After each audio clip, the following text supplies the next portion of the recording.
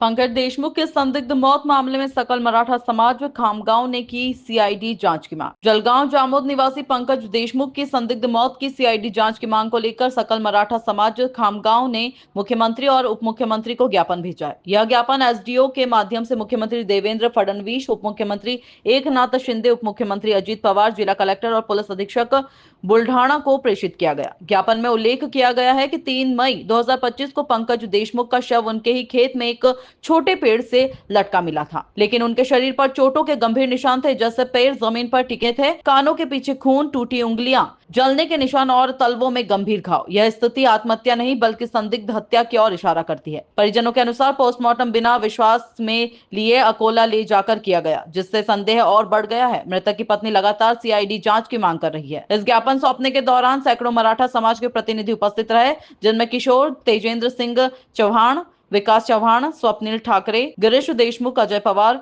रविंद्र बोंद्रे आदि शामिल थे। सकल मराठा समाज ने सरकार से इस मामले की निष्पक्ष जांच, दोषियों पर सख्त कार्रवाई और परिवार को न्याय की गुहार लगाई है। आवाज न्यूज के लिए मोहम्मद फारूक की खास रिपोर्ट।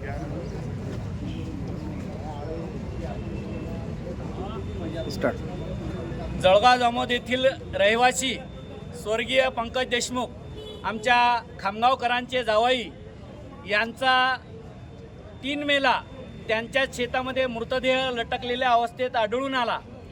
त्या ठिकाणी त्यांच्या शरीरावर बऱ्याच मारहाणीच्या खुणा दिसून आल्या। त्यांच्या हाताची बोटे मोडलेली दिसली, पायाला जखमा दिसल्या, संपूर्ण शरीरावर चटके दिल्याच्या आणि जाळानी जखमा झालेल्या होत्या, अशा जखमा त्या ठिकाणी दिसत होत्या।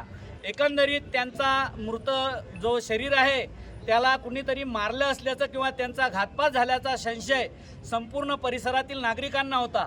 त्या संदर्भात वारंवार त्याच्या पत्नीने, परिवाराने आणि तिथल्या सुजाण नागरिकांनी पोलीस प्रशासनाशी, तिथल्या सर्व मंडळीशी न्याय मागण्याचा प्रयत्न केला, परंतु त्यांना अजूनपर्यंतही न्याय मिळाला नाही आणि त्यांच्या या प्रकरणाची सीआयडी चौकशी व्हावी व दोषींवर कठोरात कठोर कारवाई व्हावी याकरता आम्ही या ठिकाणी आता सकल मराठा समाज खामगावच्या वतीनं निवेदन दिलेलं आहे। जर त्यांना न्याय मिळाला नाही तर आम्ही याहीपेक्षा कठोर असं आंदोलन या ठिकाणी करणार आहोत।